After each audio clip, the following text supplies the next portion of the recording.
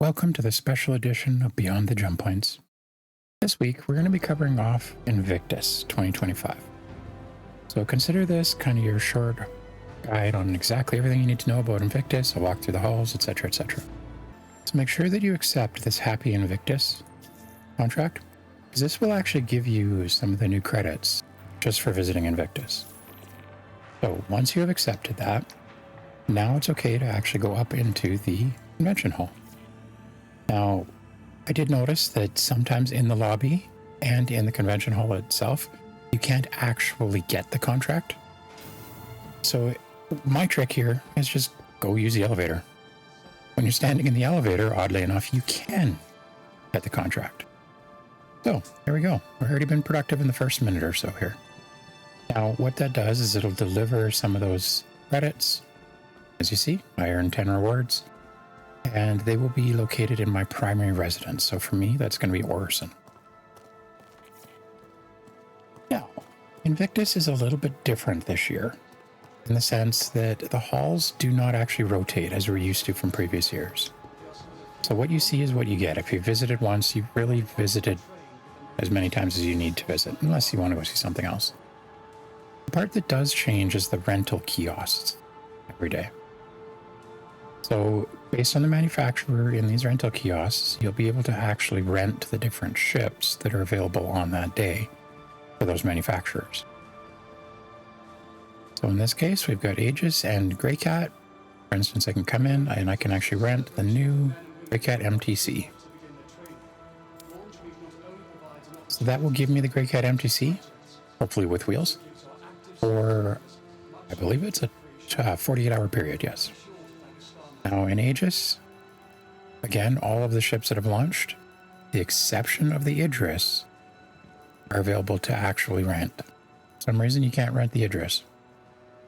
I mean, I can only imagine how many Idrises will be flying around, and considering it's a limited hull ship as it is, that would make sense.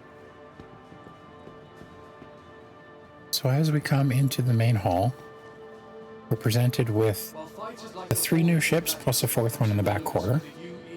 Got the Greycat MTC in the front left, Starlancer TAC in the center, Guardian MX on the right hand side, and then I will cover off the other ones and you can actually see it. Let's just quickly go through and do a tour of each of these. Now I will go more in depth in later videos for each of these ships, so don't worry if I'm stopping or showing something you're really looking at. So this is the Greycat MTC. It's a new ground vehicle that was launched this year, today actually. Its purpose is really for troop transport and really supplying the battlefield, as they call it. Now, the thing that's nice about this is on the back, you've got storage for 4 1/8 SCU containers. So this will probably be a really good bunker runner. Now, inside this dark ship, we've got 2 different suit lockers, 2 main weapon racks, and a large weapon rack. So again, if you're running bunkers, it'd be nice to store some of the weapons that you actually pick up in there, or you can use the 1/8 SCU containers in the back as well. Now, it's not the largest thing in the world, but it is supposed to traverse the ground pretty nicely. So I will make my way over to the Guardian MX here. The Guardian MX is essentially the missile variant version of the Guardian. Let's see if we can actually get inside. I don't think this person's going to beat us to it.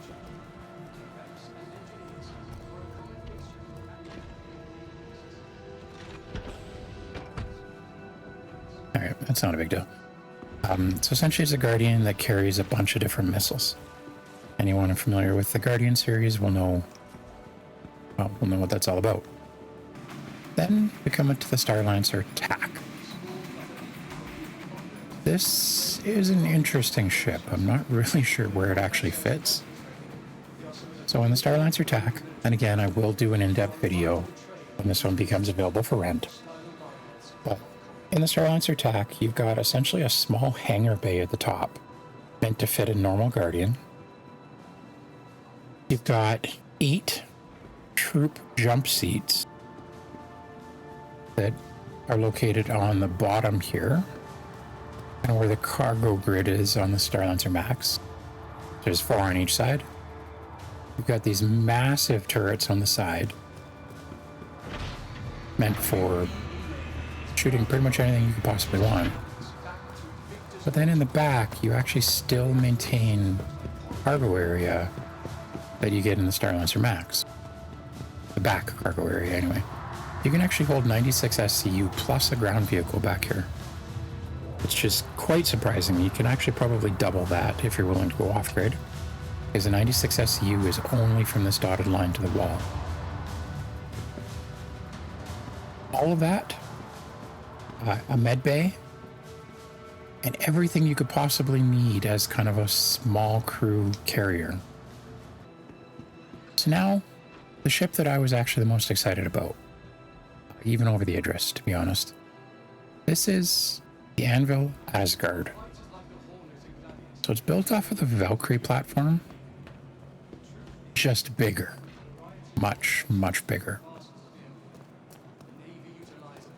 So again, I have to wait until the actual rental day before I can rent this and do an in-depth walkthrough.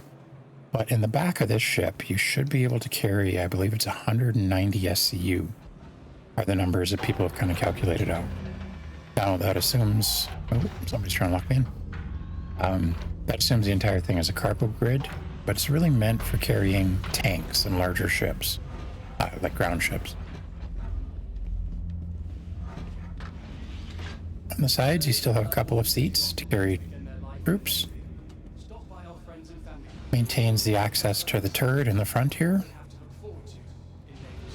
You have another seat on this side. It maintains the side guns and the side docking doors. Not docking doors, I guess it's the ability to jump out and in from the doors.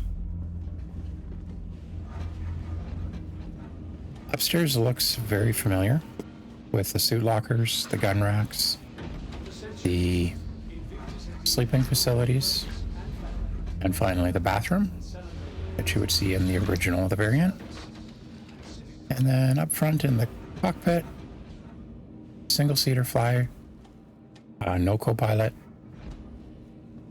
Really, it seems kind of perfect to me for the smaller crew of people that want to run cargo or ground transport, and want something that's very heavily armed, heavily guarded, with a lot of hit points and high shields.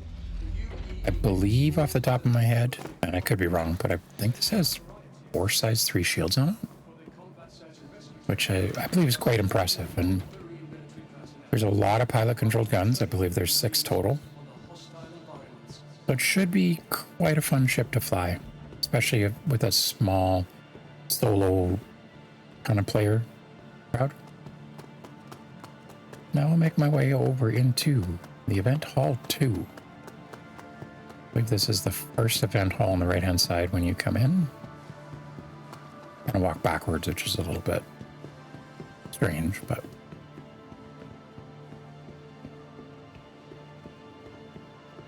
so for the most part, these side event halls contain existing ships. There's nothing really new in here. The exception of the Asgard is hosted in one of the halls with the ground vehicles. So here we've got some Argo ships, RSI ships, Anvil ships, and then front and center, we have the new flight blades on display. So the flight blades are a way to kind of customize the way that your ship actually flies. You can trade maneuverability for top speed or trade top speed for maneuverability. And I think everybody was really excited thinking these are coming into game. And they did come into game, but only if you purchase them off the pledge store and only for select ships. Which is very unfortunate at this point. They're not very expensive, but it is quite unfortunate that you're losing out on the ability to play with them in game for the time being. I think it's $10 US for a pack for a given ship, and they can only be used on one ship. So I don't think that's going to go over very well with the community. This is a newer ship, the Terrapin Medica you see right here from Anvil Aerospace. And you've got some components kind of scattered around in various different kiosks all around the convention center. You'll see either kind of weapons or components dotted around. And some of these, like for instance this one, you can actually purchase it right here in person. Now, I have not had time to actually check in the live version, but I know in the PTU there were actually some military components that you could purchase here that you cannot purchase anywhere else in game. They're the kind of thing that you can only get from the contested zones, or Wakelo as well, I guess. So if there's something specific you're looking for, it might be worth a trip down here to see if you can purchase it. I just jumped over into the fighter hall here. This is hall number 1. Now this hall is really specialized around fighters. So you'll see fighters from a variety of different manufacturers: Aegis, RSI, Mirai, and Anvil. Now again, you've got the same kind of layout with the components in the middle of the floor. And the larger ships kind of dotting around, taking the larger spots. So this is the Guardian. I believe this is the original Guardian.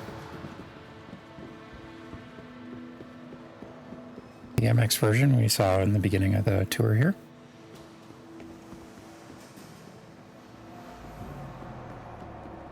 So along with Invictus this year, they've also launched a bunch of different customizable ship upgrades. To be honest, at this point, it kind of seems like Star Citizen has really become pay to play, unfortunately. I hope that's not a model that they push too far. Again, this missile turret here is designed to be placed on the Scorpius here, or I forgot the name for a second, and it really replaces the top turret that you would normally see, giving you an additional 16 missiles. This is only available on the website right now and cannot be bought in-game as of right now. There's also some missile racks for some various ships that you can put into play. I didn't dive too much into it, just simply because none of them are ships I ever fly with. Again, more components available for sale over here. And then between the halls, you'll actually see the FAC Lightning. This ship is not actually available to be purchased or flyable. So it's a rather strange choice to use that as a display model, if you ask me.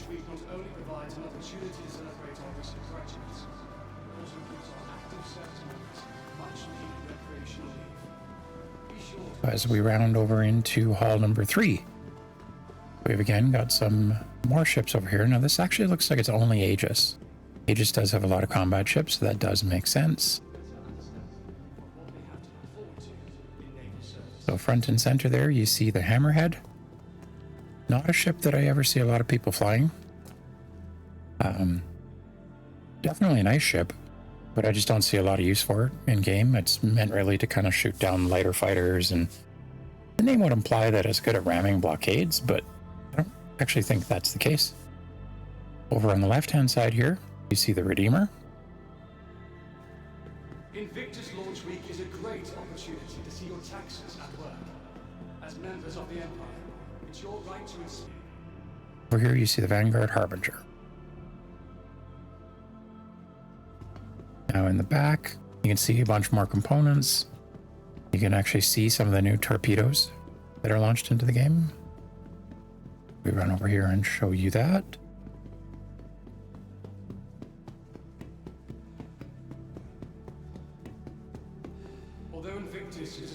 There we go. We now have different types of torpedoes that we can actually use. Not something I ever fire because they're way too expensive. I believe some of them approach the $500,000 per torpedo mark. So even in my Polaris, I think I fired it once for fun, and that's the only time I've ever used it. Now, that being said, with the Aegis being brought into game, I can absolutely see myself using them a lot more. one of those things that, quite honestly, I just didn't need to use before. For centuries, Invictus has been a time of friends and family to come together. Of course, I'm not much of a combat fighter in the first place, so Service and city. it would probably explain why I've never really used it. Celebration of the men and women who are about to ship out to the traders.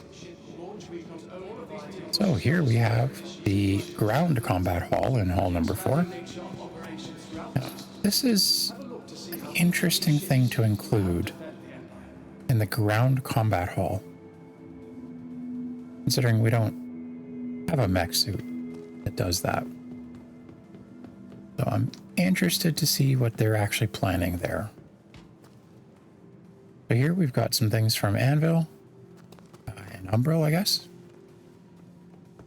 The Ursa Medevac, probably the most popular ground vehicle in the game, simply because it's medical beds in the back. who are about to ship off to begin their trade.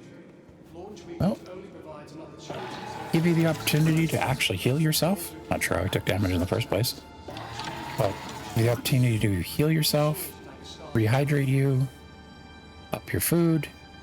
Very, very convenient, especially in convention halls like this. Now, personally, I actually keep one in my instance hangar over at Orison, just because as I'm coming back or leaving for missions, it's really nice to just hop in there. It ups my water. I'm good to go. So here you see the Anvil Asguard again, amongst its intended purpose. That is to actually carry things such as the tanks members of the Empire. that are in game. Right to inspect So it is one of the few vehicles that has the ability to carry larger ground vehicles. And of course, all the small ones that go with it. And then over here, you see another collection of smaller ground vehicles. Now again, as part of this patch and the pay to play and win, we now have the ability to swap out the turrets on some of our tanks. I don't know a lot of people who have tanks in the first place, but the turrets can now be purchased online on the website as well. The truth is, I'm just hopping downstairs underneath the main convention hall. I can confirm that the one convention hall that was closed is still closed. this line of defenders from Aegis Dynamics have already been I think everybody was excited for a secret launch there, and I don't think it's actually going to happen. success. It's no wonder that the Navy So along the center, we do have a couple of the new armors that have been released into the game. So this is the... It's actually advertising of the... No, that doesn't help us. I can't buy the armor here. So anyway, these are 3 new armors that have been launched for this patch. They're part of the patch special. They do come with a skin for ship. And honestly, can you imagine being taken out by a guy wearing that? those with loved ones setting off today. Probably happened. Me. Stop by our friends and family. And then finally, What they have to look forward to. the normal Ursa. I've never seen anybody drive around. And the Tumbrel Cyclone, anti-air edition.